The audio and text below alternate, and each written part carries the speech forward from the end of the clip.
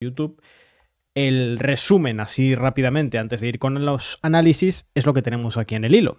Como veis, teníamos esta retransmisión en la televisión israelí en la cual el primer ministro Benjamin Netanyahu anunciaba que Israel firmará, lo confirmaba ya, firmará un acuerdo de alto el fuego con Hezbollah en Líbano.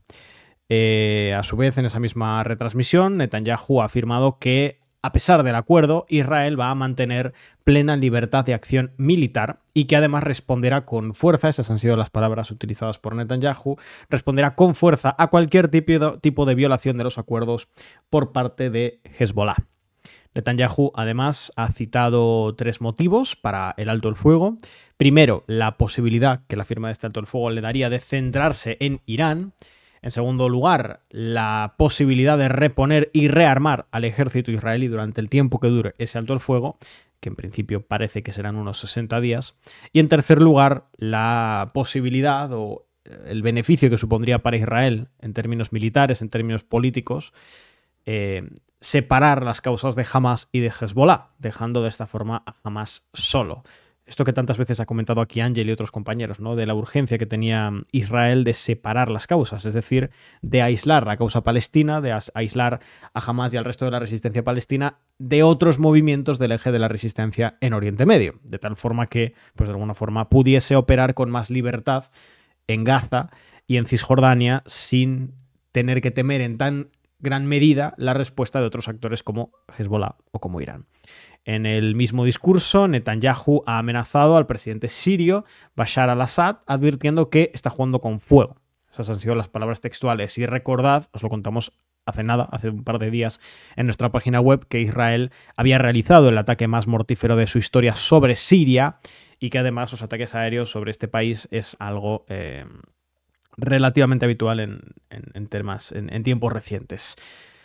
Bueno, esta es un poco la información base. Nosotros hemos ido recibiendo reportes de prensa. Inicialmente tuvimos la confirmación de esa rueda de prensa a las 8 de la tarde en Israel, 7 de la tarde en España. Y desde ahí, pues bueno, evidentemente hemos tenido que ir analizando lo que se iba sabiendo del acuerdo. De momento todavía estamos lejos de tener toda la información. Lo que sí tenemos, por ejemplo, es, la tenía por aquí, dame un momentito que lo encuentre, la reacción de Itamar Ben-Gvir, el ministro de Seguridad Nacional de Israel, que se habría opuesto a este acuerdo diciendo, cito textualmente, ¿por qué me opongo al acuerdo con el Líbano? Esto no es un alto el fuego, es un retorno al concepto de silencio por silencio, y ya hemos visto a dónde conduce. Este acuerdo no cumple con el objetivo de la guerra, devolver a los residentes del norte de Israel sanos y salvos a sus hogares. Un acuerdo con el ejército libanés es un acuerdo sobre hielo. El ejército libanés no tiene autoridad alguna y mucho menos capacidad para vencer a Hezbollah. Para salir del Líbano debemos tener nuestro propio cinturón de seguridad, ya lo hemos visto, que no debemos confiar en nadie más que nosotros mismos. De lo contrario, los misiles serán lanzados contra Manara, Abibim, Kiryat Shmona, todo el norte y todo el Estado de Israel, y finalmente tendremos que regresar nuevamente al Líbano. Este es un error histórico, como digo, Itamar Ben-Gvir, ministro de Seguridad Nacional de Israel. A partir de ahí, pues notas en prensa, ¿no? Nos ha llamado mucho la atención ese artículo que se ha publicado, creo que le han cambiado el nombre porque he entrado hace un ratito y ya no tenía el mismo nombre, pero inicialmente en el Jerusalem Post se había publicado un artículo con el título, lo traduzco al castellano, La guerra del Líbano ha terminado, preparémonos para la siguiente, básicamente. Para que veamos también un poco cuál es el estado de conciencia ahora mismo o la mentalidad que hay actualmente en Israel. Iba a dar la palabra a Manu, lo que pasa es que veo que tiene un problema de carácter felino, así que voy a... Bueno, no pasa nada de todas formas. Espera un momento, que tengo aquí a la gata desde hace un rato dando vueltas, que quiere venir. A ver. Ella manda, te lo Justo ahora recuerdo. tenías que hacerlo. No, No te que no te oiga, preocupes. Bueno. Que se va a venir arriba. Vamos Eso, a ver, primera reflexión un poco más a este respecto. Eso de los 60 días, que a priori, yo lo digo esto como por darte un poco un primer pie, ¿no? Se habla de que el acuerdo va a incluir 60 días para que Israel retire sus tropas, retire sus efectivos del Líbano. Y bueno, no es inevitable pensar que 60 días son lo que se le concede al ejército israelí para salir del Líbano y 56 son los días que faltan para que Trump asuma como presidente de Estados Unidos. Una casualidad. La casualidad. Tan casual, ¿no? Una casualidad. Una más en todo este conflicto, ¿no? Bueno, yo me imagino que aquí también las autoridades israelíes estarán presionadas desde Estados Unidos. Biden yo creo que también estará cansado, pero vamos, yo creo que la principal presión vendrá, a mi modo de ver, desde el lado republicano, que querrán tener una inauguración de la presidencia pues lo más tranquila posible, ¿no? Si ya hay follón, que venga después. Yo la interpretación que hago es un poco en esa línea. Pero dicho esto, me parece a mí que es, bueno, Ben Gvir pues lo pone todo muy en términos muy trágicos, ¿no? Yo creo que la cosa no va a ser para tanto. Es más, me da la impresión de que el tema del Líbano no es que esto signifique el final, ni mucho menos, pero que me da a mí que esto solamente es un parón y que después de finales de enero volverán otra vez a las andadas de una manera o de otra. En lo que a Líbano se refiere, yo creo que esto es, si se respeta, que esa es otra cuestión que ahora veremos, es un tiempo necesario para el lado libanés, ¿no? Tanto para Hezbollah como para otra gente que esté en esa zona. Que después de la campaña que ha habido, recordemos, desde finales de septiembre, pues la verdad, han sido 2 meses de bombardeos, y no solo de bombardeos, también en el caso de Hezbollah, todo lo que empezó antes de la entrada del ejército israelí, ¿no? Los asaltos selectivos, los ataques selectivos, los buscas, acordaros de los buscas, ¿eh? A Hezbollah le han dado bastante caña y es de los más interesados, pienso yo ahora mismo, en un respiro para poder reorganizarse, pienso yo. En cualquier caso, como valoración después de varios meses, o sea, octubre y noviembre prácticamente, no parece que Israel haya conseguido sus objetivos. Han sido 2 meses en los que han tenido bajas, que no está tampoco el ejército israelí acostumbrado a recibir, digamos, bajas fuertes. Y aquí no solo son bajas en términos de heridos o muertos, que también, sino también en términos materiales, han perdido material. Y la campaña de bombardeos por parte de Hezbollah no se ha visto debilitada ni se ha reducido. Más, ha continuado. Incluso el tema de Irán, que era una cosa que estábamos ahí esperando desde hacía meses, finalmente tuvo lugar ese ataque, ¿no? Y también el contraataque israelí. En este caso, pues probablemente podría haber ido a más, probablemente podría haber sido mucho mayor, pero bueno, entiendo yo que también habrá habido presión por parte de Estados Unidos, pues para que la cosa no escalara antes de las elecciones. Es que al final Israel, aunque es un estado soberano, podríamos decir, Israel al final se mueve como una pieza más de Estados Unidos. Y lo que a Estados Unidos le pueda afectar, pues Israel se tiene a veces que ajustar, que parece que no, que siempre parece que es Estados Unidos el que va detrás de Israel, el que se tiene que ajustar un poco. Y también está, digamos, la otra contrapartida, ¿no? Que no siempre Israel se puede asegurar, digamos, marcar los tiempos, aunque le pueda beneficiar en este caso. Yo pienso que esta primera fase de la campaña de Líbano, pues, digamos que en términos israelíes han infligido fuertes bajas materiales y civiles, pero lo que es debilitar a Hezbollah y asegurar el flanco norte, no parece que eso se haya conseguido. Es más, a mi modo de ver, creo que se está lejos de esa tesitura. Porque Hezbollah ha sufrido fuertes bajas y ese para mí es el punto. A pesar de haber sufrido fuertes bajas, la campaña sigue.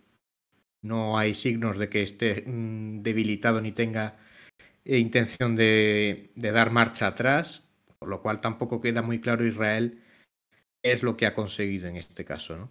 Más allá de ocupar una serie de posiciones en el norte, vamos, en el sur del Líbano, en este caso, que en términos tácticos y estratégicos tampoco sé yo qué valor tienen. Sí, los han ocupado, pero no es una franja territorial como la que hubieran podido ocupar hace varias décadas, por ejemplo, hasta el río Litani. No se ha conseguido eso. Puede que a lo mejor en otras circunstancias, en otro contexto, a lo mejor los israelíes hubieran podido hacerlo, no lo sé. Por eso digo que está el tema de las elecciones estadounidenses, la campaña, más que las elecciones, la propia campaña en sí. Y habrá que ver si con Trump a lo mejor pues tienen otro contexto y tienen margen para actuar o no. Eso está también por ver. Es previsible, pienso yo, que habida cuenta de los antecedentes de Trump en lo que a Israel se refiere, pues no va a ser demasiado restrictivo, pienso yo. Claro que viendo lo que ha habido con Biden en este último año, ya no me queda claro quién de los dos es más pro-israelí o más pro-sionista. Suponía que Trump era más que Biden, pero ya digo, visto lo visto, no me queda muy claro. Nos. Bueno, hay, yo creo que dos lecturas que hay que hacer de la decisión desde la perspectiva israelí, ¿no? Primero, los beneficios o las motivaciones a corto medio plazo, más bien a corto plazo, para este acuerdo de alto el fuego, que yo creo que existen y tienen sentido. El tema es si esas mismas. Si esos mismos incentivos a corto plazo los tiene a largo plazo. Y ahí es donde a mí me entran bastantes dudas. Es decir, si uno lee el alto el fuego, pongamos que en efecto termina siendo de 60 días, tiene mucho sentido. Es decir, primero, de alguna forma es una victoria que se le concede a Joe Biden y a los demócratas, que no dejan de ser aquellos que tienen todavía palancas durante 56 días más, o sea, todavía tienen capacidad de maniobra y quizá no le viene mal a Israel darle una cierta mano a los demócratas. No olvidemos que Biden, pues como todo presidente que no va a volver ya a ser reelecto, pues está pensando en cierta medida en su legado. Él y muchos de sus funcionarios. Al mismo tiempo, permite a Israel concentrar recursos militares y sobre todo concentrarse políticamente en la cuestión de la Franja de Gaza y de Cisjordania, que sabemos además que es uno de los principales elementos de consenso en la sociedad israelí, y si ello lo cruzamos con el hecho de que Netanyahu necesita volver a crecer en las encuestas, pues también tiene cierto sentido, ¿no? Si a ello le sumamos también el hecho de que el conflicto en el Líbano no solo era un conflicto en suelo libanés, es decir, hace poquitos días estuvimos contándoos aquí que cerca de 300 cohetes habían impactado contra Israel, habían caído sobre Israel desde el Líbano. Eso, como podréis imaginar, pues en términos de imagen positiva de Netanyahu y de su gobierno dentro de Israel, pues no genera efectos particularmente positivos, ¿no? Yo creo que en eso todos podemos estar seguros. Entonces es como que desde el lado israelí hay muchos incentivos a corto plazo, muchos ganadores de este alto el fuego, sobre todo en términos políticos. Biden se lleva la victoria en términos políticos, él, su legado y el Partido Demócrata. Los republicanos, como ha dicho Manu, consiguen unos primeros días una inauguración, una asunción presidencial más calmada en lo referente a Oriente Medio. Netanyahu consigue una victoria política también que le estaba exigiendo una parte importante de la población en Israel. Al mismo tiempo le permite enfocar recursos en la Franja de Gaza y en Cisjordania. Entonces, bueno, desde ese punto de vista,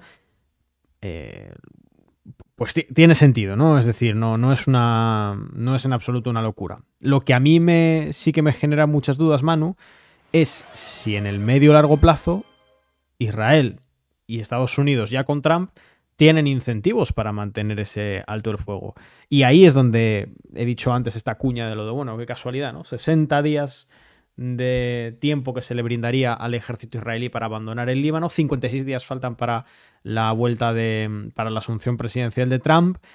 Insisto, a corto plazo veo los incentivos para demócratas, republicanos y el gobierno de Netanyahu para este alto el fuego. No sé si termino de ver los incentivos, al menos desde el lado israelí, para sostener en el tiempo este alto el fuego, salvo que consideren que es un esfuerzo que no pueden sostener, porque como estábamos diciendo, victorias estratégicas pocas en ese sentido. Gracias, por cierto, a JDen, 1996, Sergio Mad y Crazy por esas suscripciones. Uno de ellos en el nivel 1, dos en el Prime. Muchísimas gracias a casi de 400 personas aquí, más de 100 en YouTube. Bienvenidos a todos, como siempre. Eso, Manu, no sé si entiendo que coincides conmigo en esto de los incentivos a corto plazo. No sé si también coincides en que me cuesta ver incentivos a largo plazo para no reanudar o no reiniciar más bien las operaciones en el Líbano. Yo pienso que en función de cómo le vaya a Trump, que también habrá que ver un poco la situación que se encuentra y cómo lidia, ¿no? En general, no hablo solo de Oriente Medio en particular. No olvidemos Asia, Oriental en este caso, está Ucrania y Europa. Entonces, dependerá un poco del momento concreto, de la coyuntura concreta, pero yo creo que efectivamente que no. Yo no me los veo muy por la labor. Es más, la impresión que yo tengo y un poco lo que puedo, digamos, la proyección que puedo hacer de cara al futuro cercano, es que vienen un poco con la idea de arreglar lo que no se ha hecho bien en estos años, ¿no? O sea, la idea de los halcones pro-israelíes en Washington es que si esto ha ocurrido es porque se ha dejado que ocurra, porque ha habido cosas que se tenían que haber hecho, ¿no? Había, en cuanto a Hezbollah y otros actores, pues se les tenía que haber debilitado o destruido antes, y si esto no se ha hecho, pues es lo que ha generado esta situación, ¿no? Y creo que ese discurso hasta cierto punto va a tener margen de cara a proyectar las acciones que Washington ejecute o apoye, en caso de que las haga principalmente Israel. Y eso en cuanto a Estados Unidos e Israel. Por otro lado, yo creo que pasado este momento, que además no deja de ser también las fechas que son, o sea, quiero decir, es final de año, las festividades. O sea, que también es un momento hasta cierto punto que les interesa, pero cuando se entre ya en 2025, estamos ya en 2025. Y pienso que se jugará con otro calendario, ¿no? Digamos que hasta este punto, pues lo que es el calendario de 2024, pues ya está cerrado. Y cuando empiece 2025, yo creo que Netanyahu, sobre todo de cara a unos comicios, de cara a debilitar a la oposición, lo que decías tú, ¿no? Que esa cuestión no la he mencionado antes, pero efectivamente, él está haciendo guerra, pero está haciendo cálculo político. No es que una cosa vaya de la mano de la otra, es que para él es lo mismo, está jugando a lo mismo exactamente. Y no es la primera vez, que esto con Netanyahu ya ha ocurrido en el pasado. Él juega en esa liga y para él son elementos que forman parte del mismo mapa, ¿no? En este caso un mapa electoral. Y entonces, yo creo que mientras más las encuestas, como Ángel nos ha venido ilustrando en estos últimos meses, mientras más le beneficien a él los resultados de esas encuestas, que aparentemente pues, no son solo proyecciones electorales, sino que vendría a ser un poco la radiografía real del mapa político israelí ahora mismo, ¿no? Del estado de opinión, a pesar de las protestas que hay contra él, pues Netanyahu, si él considera que esa estrategia le está saliendo bien, ¿por qué va a tener que dar marcha atrás? Él dirá de seguir. Mientras esto le pueda seguir dando rédito electoral y político, él va a seguir.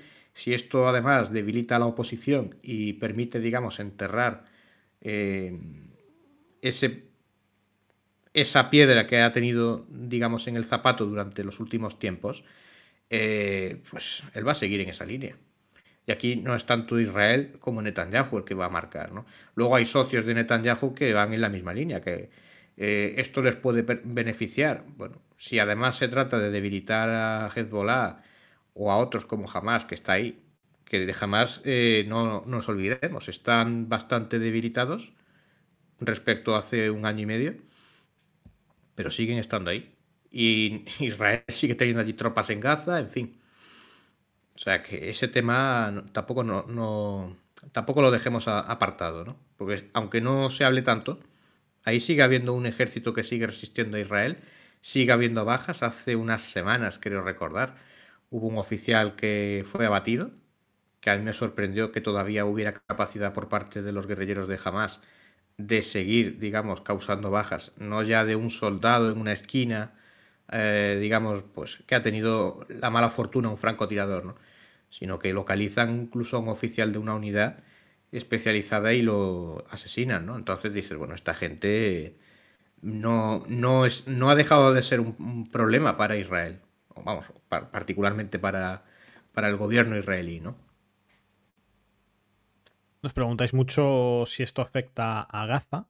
No, de hecho, lo que ha dejado claro y meridiano Netanyahu en su discurso es que este alto el fuego en Líbano y este acuerdo con Hezbollah no solo no incluye a Hamas, sino que no tiene nada que ver con ello. Es decir, y lo hemos dicho muchas veces, una de las prioridades de Israel, políticamente hablando, ha sido desvincular la causa palestina del resto de causas del eje de la resistencia. Es decir, que Hezbollah, Irán, los hutíes no perciban lo que ocurre en Gaza como un asunto propio, como un asunto del que tengan que hacerse cargo.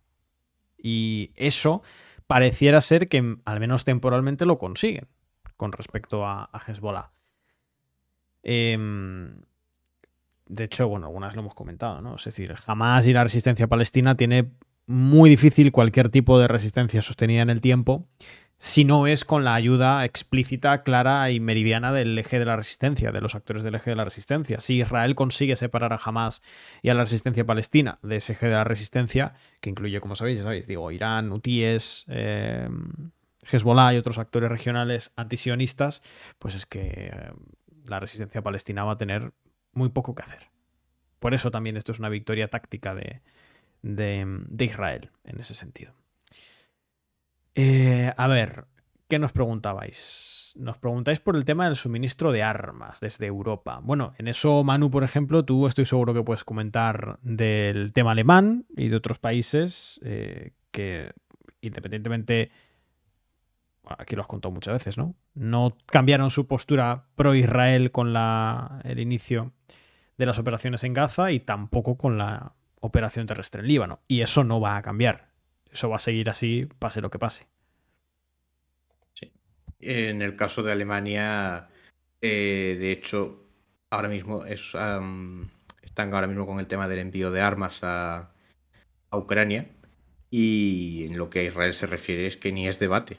O sea, porque ahora mismo se está comentando Baerbock ha estado, la ministra de Asuntos Exteriores, ha estado en los últimos meses haciendo mucho hincapié en el tema del diálogo para evitar una escalada y un conflicto regional, una guerra abierta, no la situación que hemos visto, o más grave, una guerra más grave de lo que hemos visto en los últimos meses en la zona del Líbano, ¿no? Pero la cuestión de armar a Israel no es que no es motivo de debate, ni tampoco es motivo de crítica. O sea, se asume que Israel, se parte de la premisa de que Israel el derecho a la autodefensa, ¿no? Entonces, bueno, pues ya está todo. Para lo que es la perspectiva alemana, ya está todo dicho. Es que va a una cuestión de autodefensa y no están armando a Israel de cara a, para agredir a Líbano o a otros actores de la zona, ¿no? Y con otros países, pues tres cuartos de lo mismo, hombre. En el caso de Alemania sigue otros parámetros, no es la misma situación de Francia o la de Italia o la de España, por ejemplo, pero los actores de otros actores europeos pues no van a cambiar en ese aspecto de momento. O sea, si con todo lo que ha ocurrido no ha cambiado, yo creo que ahora menos perspectivas hay de que vaya a cambiar, ¿no? Y en el caso de España, pues bueno, el gobierno de Sánchez ha dicho muchas cosas. La realidad es que sigue lo que es el comercio de armas, mutuo, podríamos decir, porque no es solo España, realmente también Israel comercia materiales y armamento o municiones hacia España. Y de hecho hace poco salió creo que fue Ministerio del Interior, un contrato con Israel, que lo echaron por tierra, básicamente Marlaska lo echó por tierra, porque salió en los medios de comunicación. Pero el asunto hasta entonces había pasado desapercibido y no había habido ningún problema. Y no era una cosa que viniera de hace unos años y ahora lo habían descubierto. Era, al parecer, un contrato reciente. O sea, quiero decir, después del 7 de octubre de 2023, para entendernos, ¿no? O sea, que esa viene a ser la situación. Estados Unidos, por supuesto que va a estar mandando armamento. Yo creo que, o sea, con todo lo que han mandado, no creo que Israel tenga ahora mismo una especial necesidad, creo, pero vamos, que va a seguir. O sea que en ese aspecto las perspectivas para los contrarios a Israel en la zona, en particular para Hezbollah, los hutíes, Hamas, Irán en este caso también, aunque esté un poco más alejado, pues las perspectivas son que esto va a seguir la dinámica actual y probablemente se va a recrudecer en el caso de algunos actores. Ahí está el aviso que le han dado bueno, aviso, la amenaza que le han hecho a Assad, ¿no? Que ahí está Assad. Y bueno, pues el recordatorio de que se ande con ojo que igual vuelve a recibir un castañazo, ¿no? Vale.